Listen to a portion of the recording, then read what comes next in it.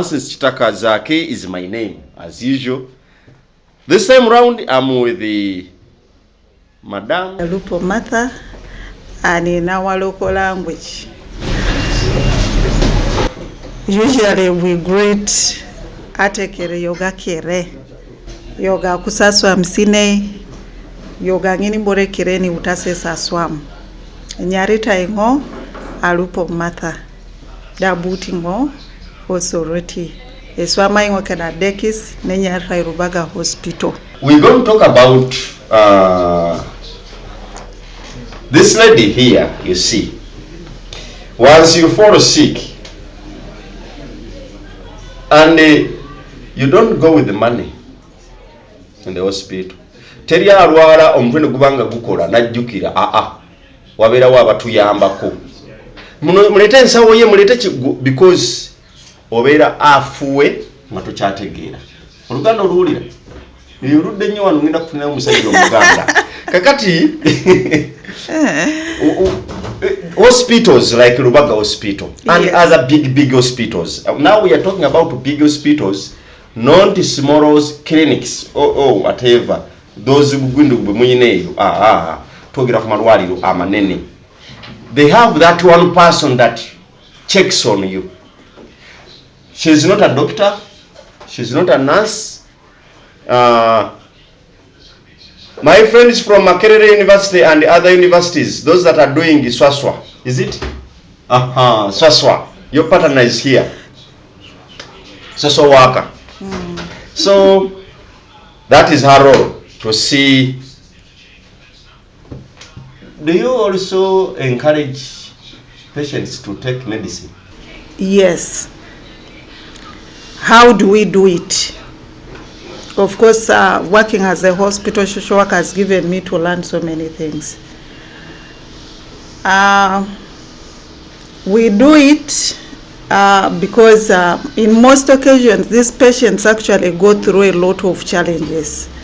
They go through a lot of emotional, psychological distress that happens within their minds.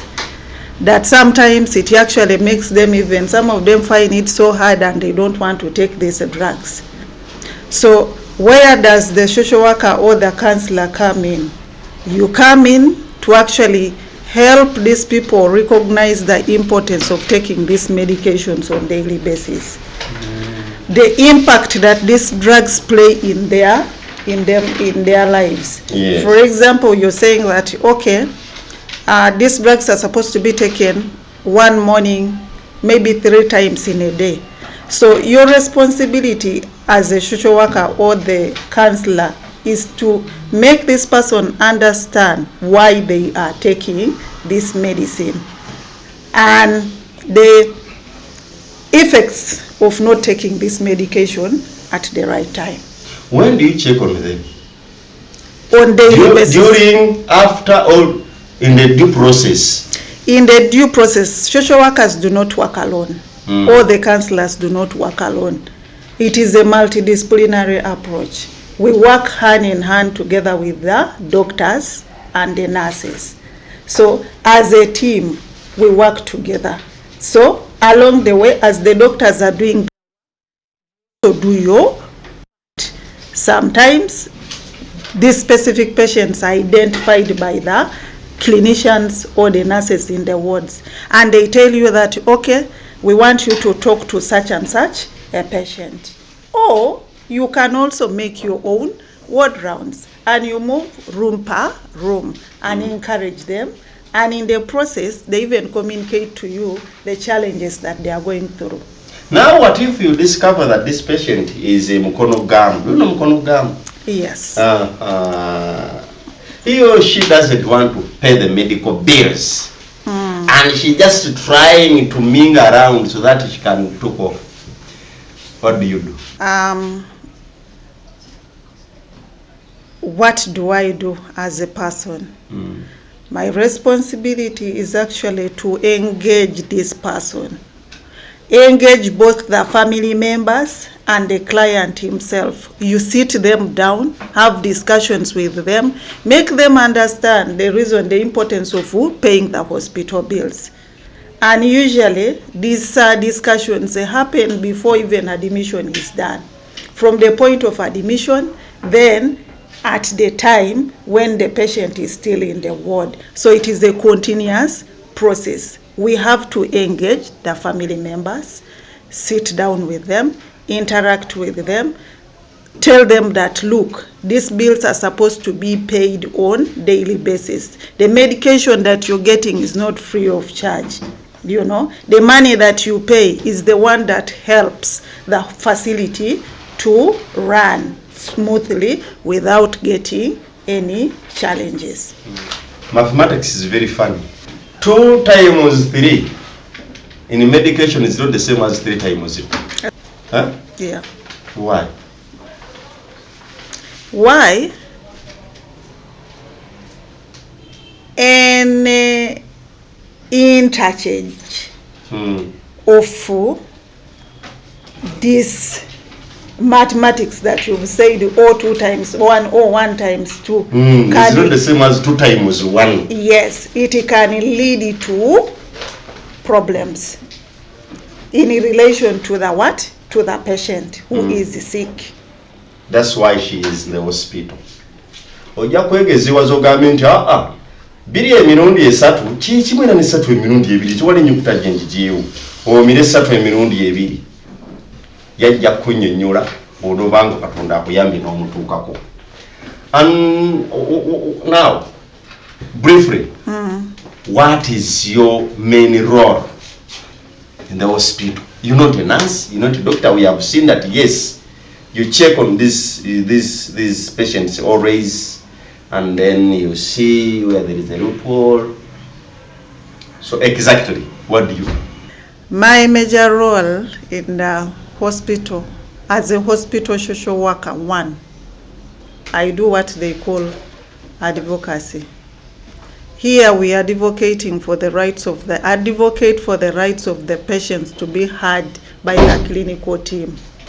I also advocate for the rights of the voices of the vulnerable patients who are admitted in our wards to be heard by both the clinical teams and even management. I also, there are so many roles. Then, because in most occasions we see that patients go through a lot of hardships. There are financial hardships as well.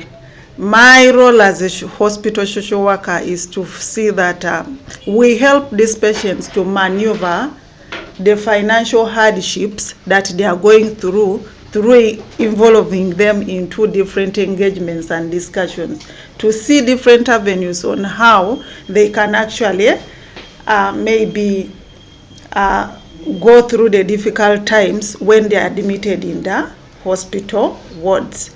Then there is what we call mediation. Mediation here we look at sometimes when someone is actually sick, they are not in position actually to interact with different people. We mediate the sick person together with their family members, because in most of the time we've seen scenarios where people bring their patients and they dump in the hospital. Yes. Reason being, maybe because they have not been having a good relationship at home. And here, my responsibility as a social worker is to mediate the family members together with this other person, together with the clinical team, to see how this person can be best integrated or reintegrated in the community. There is what we call discharge planning, most especially discharge planning. Here I do it together with the clinical team. What do I mean when we talk of discharge planning? Sometimes we see that we are looking at involvement of maybe both the caretakers and the patient himself in terms of decision making. And what it means that sometimes we have cases where patients need to be referred to maybe to the next facility. For example, we are referring the patient to Mulago Hospital. Here now, we have to, I plan together with the doctors, maybe it could be financial challenges, or maybe self-referral, or maybe rehabilitation back to the community. We say that, okay, what do we do? This patient is like this. How can we help this person to reintegrate him back to the what? To the community. Then, of course, there is also what we call emotional support. Emotional support here, I will provide it to those patients who are chronically ill. Most especially, we have patients with diabetes, we have patients with with the pressure, we have patients maybe who have got injuries. Someone has gotten a fracture. If right now, if you are admitted in the ward, right now you're walking, but when you get something, when you become sick, you become vulnerable. So it is my responsibility to see that this person is safely protected from the what? From the ward. To provide actually that emotional support so that it helps in the what? Recovery process. Because the medical team, for them, they play their part. That is medicine. Though they also provide maybe some psychosocial support, but it is not like you. They do not have that enough time to sit down with the patient for 30 minutes or an hour when they are having other clients, when they are discussing. But me as a social worker or a counselor, I have that time. I plan my time, and I know that I'm supposed to go and have a discussion with Mr. Chitaka. Yes. And I come and make an appointment with you. I tell you that I will need your time maybe for 30 minutes or an hour.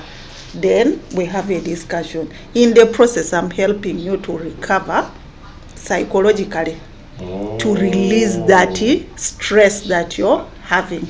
Yes. That even fastens the healing process. Now, yes. I've remembered when I was admitted in Hoima Hospital. Yes. I was alone. All the way from Changwari refugee settlement there.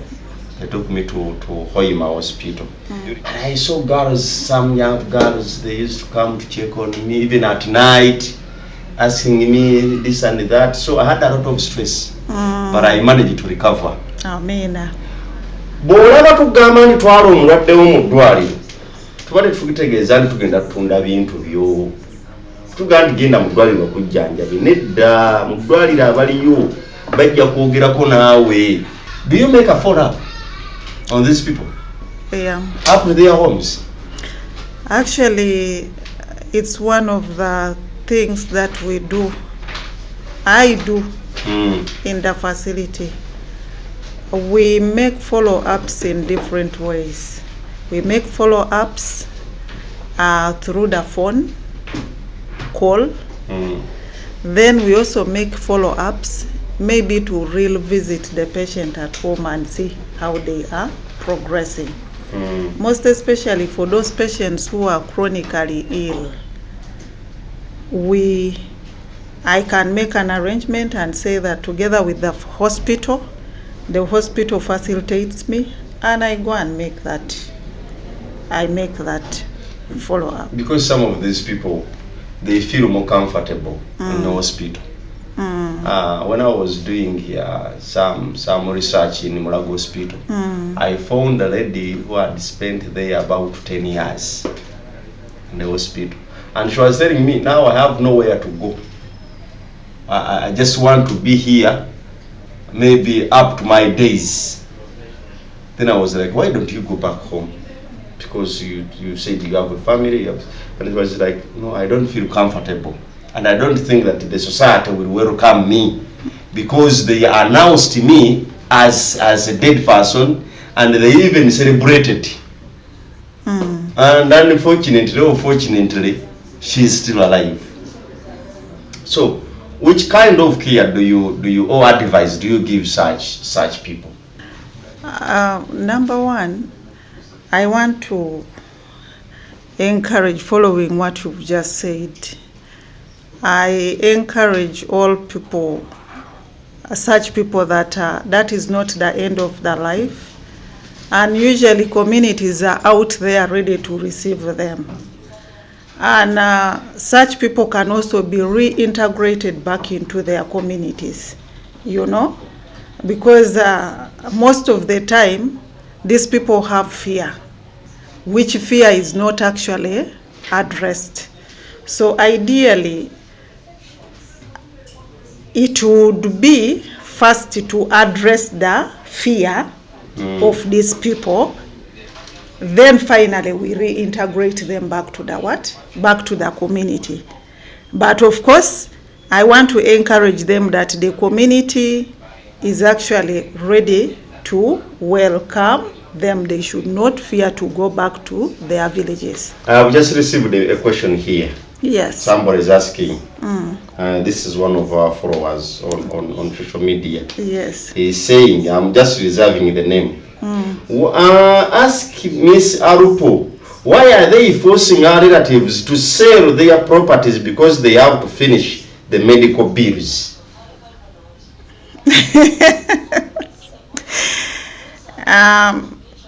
It's unfortunate that you don't want to say the name of the person for for confidentiality purposes. We do not have a right, actually. As a facility, we don't have a right to force anyone to sell their property. That has never happened. Can't you treat someone for free? Just see the person doesn't have money, then you because we have seen that you are a mediator between the doctors, between the hospital and the patients. Now, why don't you negotiate at least they treat someone for one person out of 20? Is it much? Era, if I'm to tell you that you'll bear me witness, not all patients who enter here in the facility actually pay the money. Yeah. Because there are those patients whom they bring and they do not have even a coin. But remember, the first priority is to save life. You cannot say that you're actually leaving this person to move out without getting treatment. So what the clinical team does, they provide that first aid and the patient is referred to the next facility. For example, we can refer maybe to Chirudu for further management.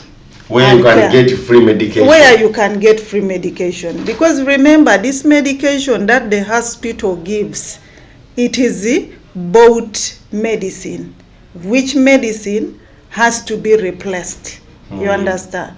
So if you do not pay the hospital bills, will the hospital continue running? I'm also asking that person. If they don't pay the hospital bills, can the hospital be in position to pay all these staffs, maintain the general cleanness of the facility? That is not possible. But at least we are able to talk to these people, talk to them personally, not only me, the whole teams here. We talk to them in a more professional way that, look, we can offer this type of service, but we can also, looking at maybe your financial status, we also give you other options so that you are not completely financially drained, that you get stuck in the facility. What if somebody has been treated for like 2 months and he or she is only capable to clear 1.5? 1.5 for... okay, 70% of the bills. Yes. Can't you give the other 15% and then... That is why now you see that we hold there, we enter into discussions and say that, okay, you've paid this. Remember, the priority is that we expect that the money is actually paid to zero balance for sustainability of the facility. Because, but for those exceptional cases, we hold discussions with them. And we also want to get your opinion as a person. You tell us, we have that discussion and see what we can actually do as a facility. As we are winding up, research have just shown that out of 4 people, one has a mental problem, right? Yes. Out of 4, 1, 2, 3, 4. So one has a mental problem. So I'm seeing my producer there, the camera person, the sound person, one of them has a mental problem. There is a need to talk to a counselor in your life. You never know. You might be going through a psychological problem. And she is a social psychological counselor, right? Yes. Miss Arupo Martha, all the way from Soroti. We are here in Kampala. So in just 1 minute, what is your last take? Thank you so much. I want to encourage people who find it so hard to clear medical bills and you out there. I encourage everyone to go to a facility where you're able to meet their medical costs. For example, there is Mulago, than going to a facility where you're not able to meet the medical costs and you get stuck. Atekera muno ringe su aparan na jokan e yalama ngo enyatra ngo Arupo Martha yalama noe. Twali kisinga ekyo. Sigala ku simu yo genda ku TikTok tutekayo ate ebirala ebikwata ku bulamu bwo kikulu tukujjukiza buli lunaku nti olina obulamu bumu. You only have one life. So you may think that the medical bills are very high. The coffin is very cheap. And during the burial, we don't eat beans. We request for meat. True. So it's better you eat the meat, or the meat will eat you, or we shall eat the meat during your burial. Thank you.